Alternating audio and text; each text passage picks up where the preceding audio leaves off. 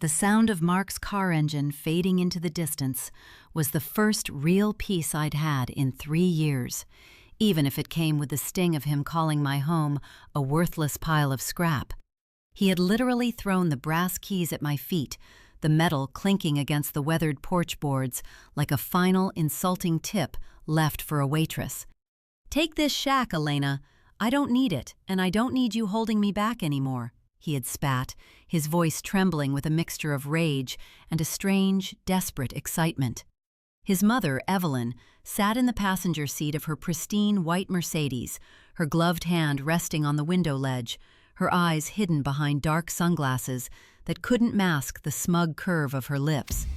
They were driving toward what they called the future, leaving me standing in the shadow of a house they believed was a liability, unaware that I was already clutching the folder that proved they had spent the last year trying to steal the very ground I stood on.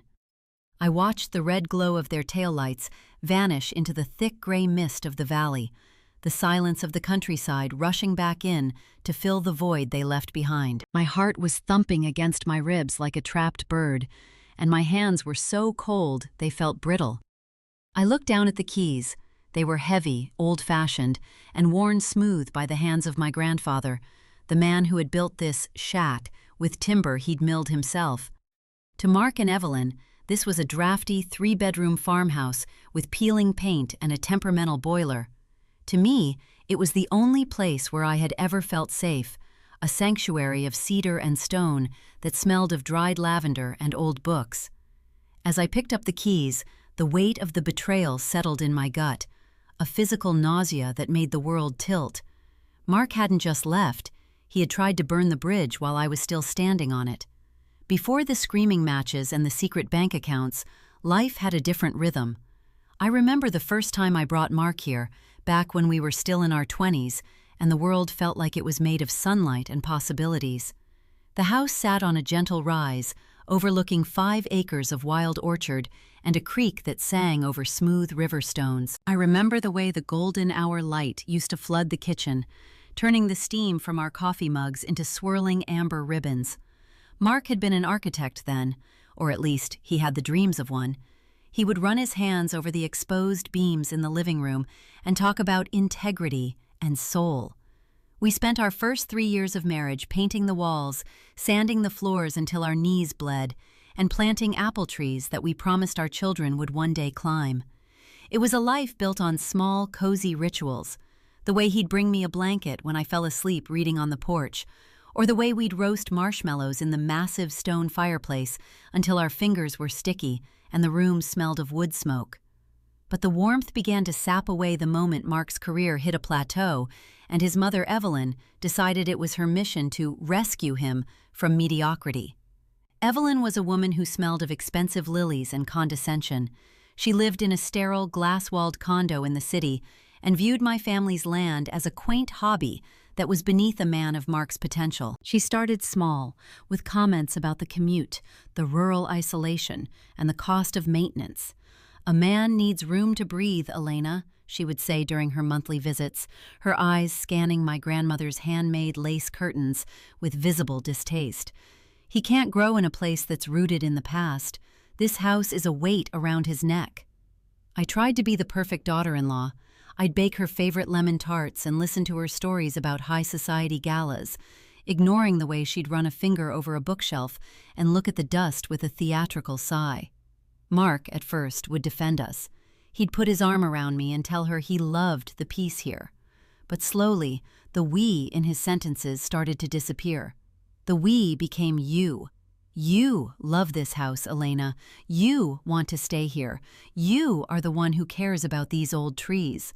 The transformation was subtle, like a slow-acting poison. He started staying late in the city, claiming he had networking events that his mother had arranged. He'd come home smelling of gin and expensive appetizers, looking at our cozy kitchen as if he'd accidentally walked into a thrift store. The real shift happened when the developers started sniffing around the valley. The quiet, worthless land we lived on was suddenly in the crosshairs of a luxury golf resort project. I didn't care about the money. I wanted the trees and the creek. But Evelyn saw a gold mine. She started whispering in Mark's ear about liquidation and reinvestment. She treated my inheritance, the house my grandfather had left specifically to me, as a joint asset that was being wasted on my sentimental whims. Mark became a stranger. The man who used to sand the floors with me was now spending his evenings in the home office with the door locked, whispering into his phone. When I'd walk in, he'd snapped a laptop shut, his eyes darting toward the window, refusing to meet my gaze. The tension in the house became a physical presence, a cold draft that no amount of firewood could warm.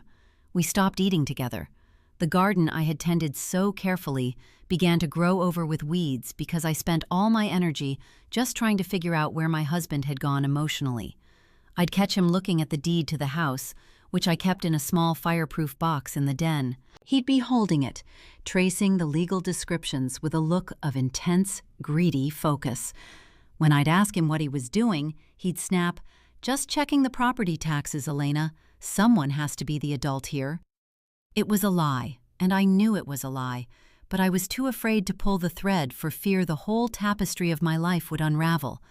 I didn't realize then that the tapestry was already shredded. I was just the only one still trying to hide behind it. I thought if I worked harder, if I was more supportive, he would remember the man who loved the soul of this house. Instead, I was just giving him and his mother more time to sharpen their knives. The atmosphere in the house shifted from a cozy sanctuary to a cold, echoing vault.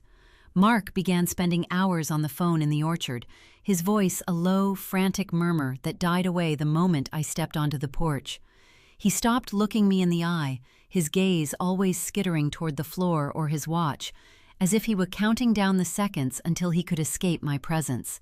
Then came the questions, small surgical strikes disguised as idle curiosity. "Elena, where exactly did your grandfather keep the original land surveys? Or, if we ever needed to, say, use the land as collateral for a business loan, you'd be okay with that, right? For our future?" I'd feel a prickle of unease at the base of my neck and try to laugh it off. "Why would we need a loan, Mark? We're doing fine." "We're stagnating," he'd snap, his face hardening. "My mother says we're sitting on a gold mine and living like peasants. She has a consultant who says this area is about to explode in value." Evelyn's influence was like a rising tide, slowly drowning the man I knew. She started showing up unannounced with a man named Mr. Thorne, whom she introduced as a family wealth manager. They would sit in my kitchen, sipping tea I'd made, and talk about the property as if I weren't even in the room. They'd use words like easements, zoning variances, and liquidation cycles. When I tried to intervene, Evelyn would pat my hand with a smile that didn't reach her cold, gray eyes. "Don't worry your pretty head about the technicalities, darling.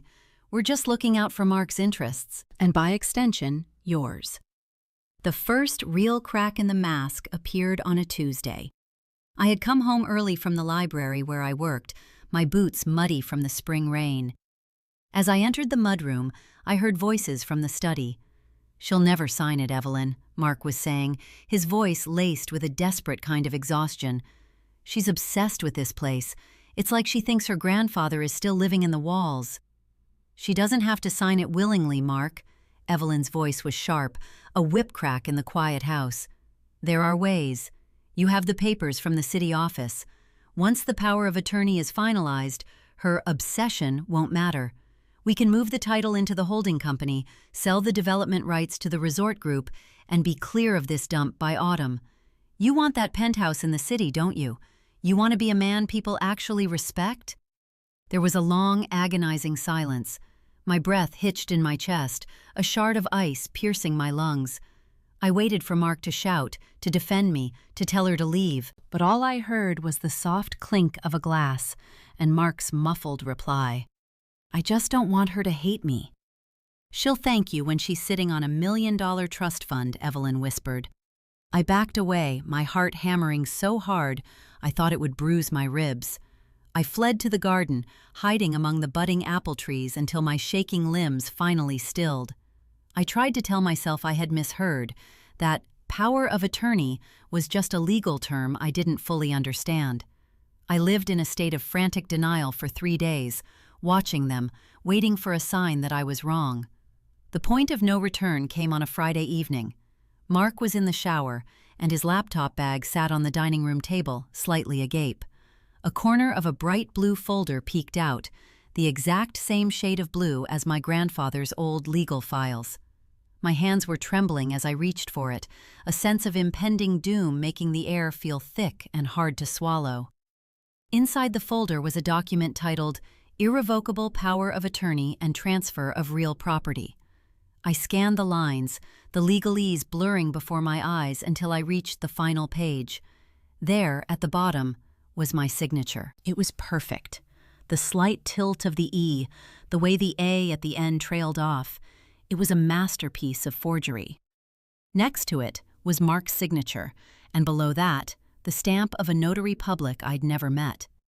The world didn't just tilt, it disintegrated.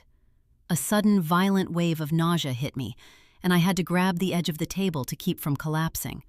My skin went clammy, a cold sweat breaking out across my forehead. I felt like I was looking at my own death warrant. They weren't just planning to leave, they were planning to erase my ownership of my own life while I was still living it. I heard the water click off upstairs. The sound of the shower curtain being pulled back was like a gunshot in the silence. My brain screamed at me to run, to hide the folder, but I stayed frozen, staring at that forged signature. It was the ultimate betrayal, not just a lie of the heart, but a cold, calculated theft of my heritage and my safety. "Elena, is that you?" Mark's voice called out from the landing, casual and light, as if he hadn't just signed away my soul. I didn't answer. I couldn't. I stood there in the fading light of the dining room, the document clutched in my hand, feeling the warmth of the house I loved turn into the chill of a tomb.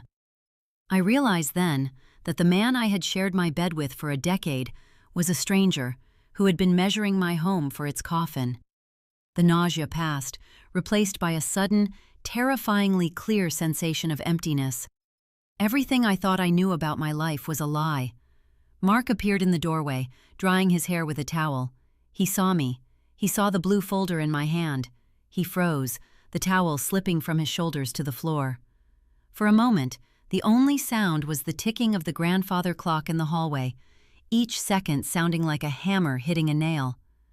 "I can explain," he whispered, his face turning a sickly shade of gray. "Explain which part, Mark?" I asked, my voice sounding strange to my own ears, low, steady, and dangerously quiet. "The part where you stole my name, or the part where you sold my life to your mother?" Mark didn't move. He stood there, half-clothed and damp, looking like a panicked animal caught in the high beams of a car. His mouth opened and closed, but no sound came out. The silence in the room was so heavy, it felt like it was pressing the air out of my lungs. I held the forged document out, the paper crinkling in my shaking grip. "Did you really think I wouldn't find out?" I asked, my voice trembling with a mixture of grief and pure, unadulterated fury. "Did you think you could just erase me from my own life?" "Elena, please, just listen," he finally stammered, stepping toward me. I flinched back as if he had tried to strike me. "It's not what it looks like. My mother, she had her lawyers look at the taxes, the upkeep. We're drowning here, Elena. This house is a black hole for money. We were going to tell you once the deal was finalized, once we had the deposit for the new place in the city. It was going to be a surprise." "A surprise?" I let out a sharp, jagged laugh that felt like glass in my throat. "You forged my signature on a deed transfer and called it a surprise? That's not a surprise, Mark. That's a felony. That's a betrayal of everything we built." "We built nothing!" he suddenly shouted, his face flushing a dark, angry purple. The mask of the doting husband finally cracked, revealing the resentment that had been festering beneath the surface. "You built a shrine to your dead grandfather. I've spent 10 years fixing leaks, hauling wood, and living in the middle of nowhere because you're too sentimental to move on. I'm an architect, Elena. I should be designing skyscrapers, not patching up a rotting porch in a valley that time forgot." The words felt like physical blows. My heart, already fractured, seemed to shatter. "You said you loved this house. You said it had soul." "I said what I had to say to keep you happy," he spat. But I'm done. My mother is right. You're holding me back. This shack is a weight around my neck, and I'm cutting it loose." As if summoned by his words, the front door swung open. The cold evening air rushed in, and with it came the click-clack of designer heels on the hardwood. Evelyn walked in, draped in a cream-colored wool coat, looking as composed as if she were entering a boardroom. She didn't look at me. She went straight to Mark, placing a hand on his arm. "Is it done?" she asked him, her voice cool and businesslike. Then, she turned her gaze toward me, her eyes sweeping over my tear-streaked face with clinical indifference. "Ah, I see you found the paperwork. Well, I suppose it saves us a tedious conversation." "Tedious?" I whispered. "You stole my house, Evelyn. You manipulated your son into committing a crime." "I saved my son from a life of obscurity," she corrected me, her tone sharpening. "This property is the only asset of value you have, and you're too stubborn to use it. The developers are offering a sum that will set Mark up for life. Do you really think a judge will side with a sentimental wife over a mother protecting her son's future? We have the notary, Elena. We have the filing.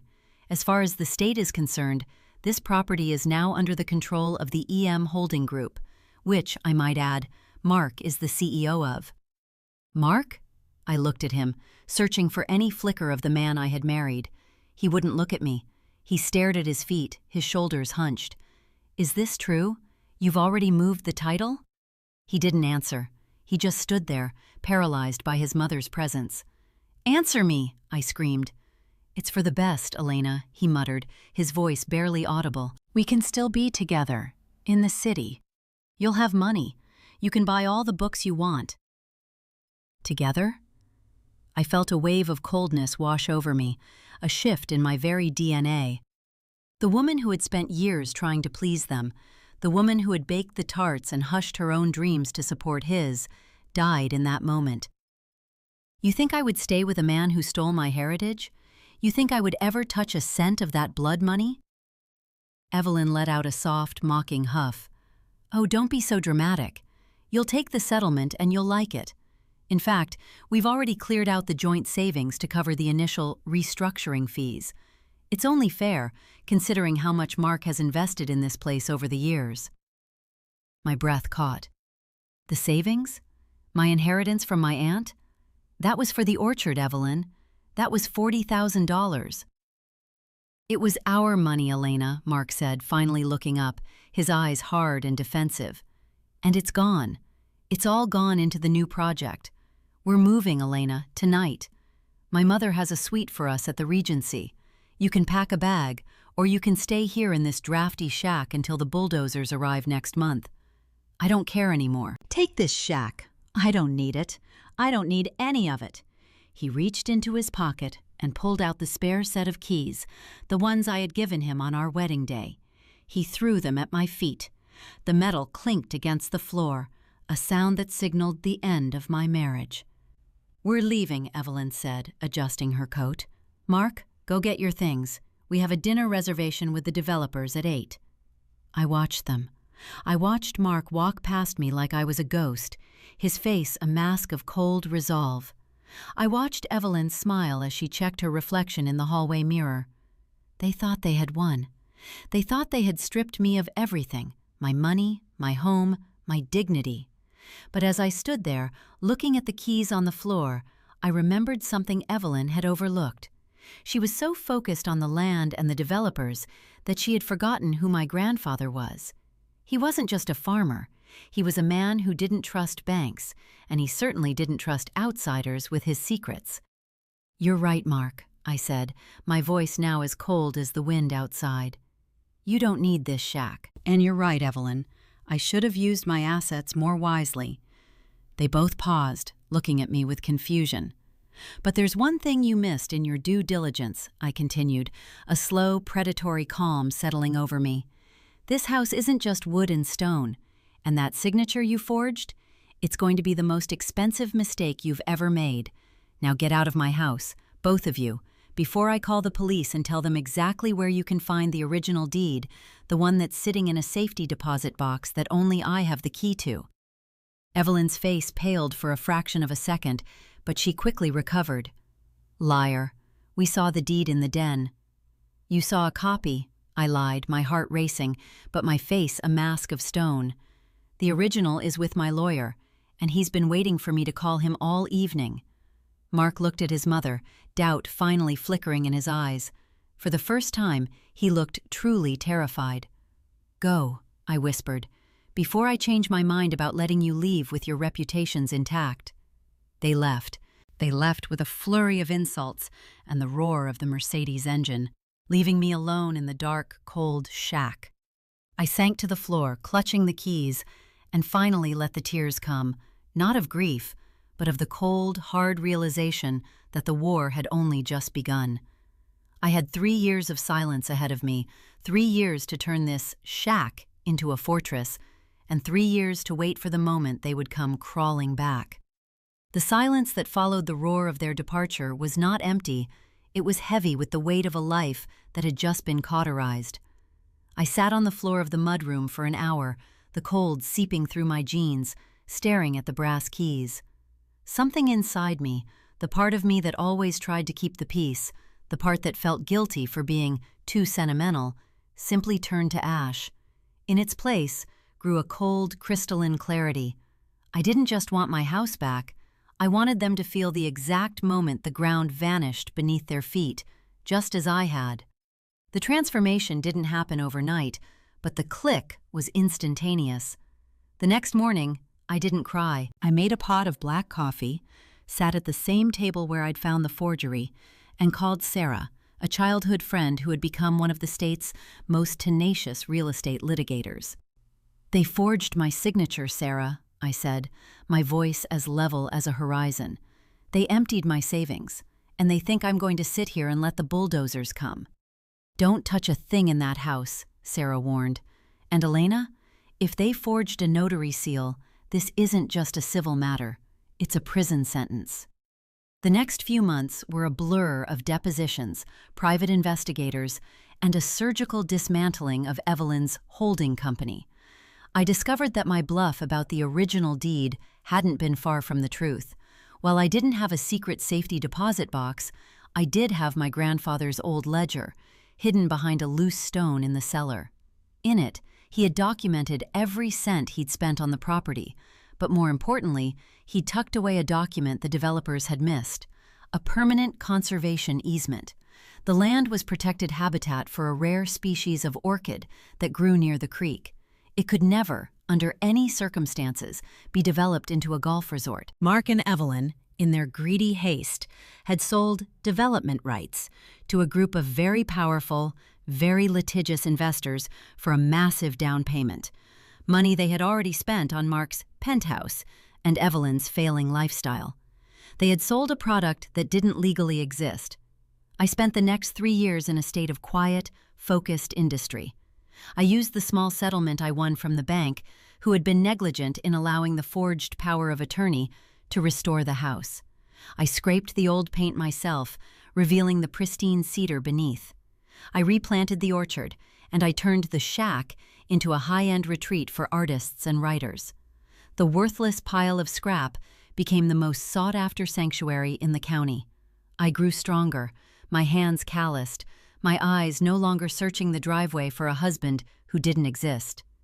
3 years to the day after he threw the keys at my feet, a rusted, nondescript sedan pulled up the driveway. I was on the porch, sitting in my grandfather's old rocker, a glass of cider in my hand. The house behind me glowed with warm, golden light, the fresh white trim gleaming against the twilight. The orchard was in full bloom, the scent of apple blossoms heavy and sweet in the air. The car door creaked open, and Mark stepped out. He looked a decade older. His expensive suit was gone, replaced by a cheap, wrinkled jacket. His face was gaunt, his eyes rimmed with the red shadow of exhaustion and defeat. He stood at the base of the porch steps, looking up at the house, at the shack, and his jaw literally dropped.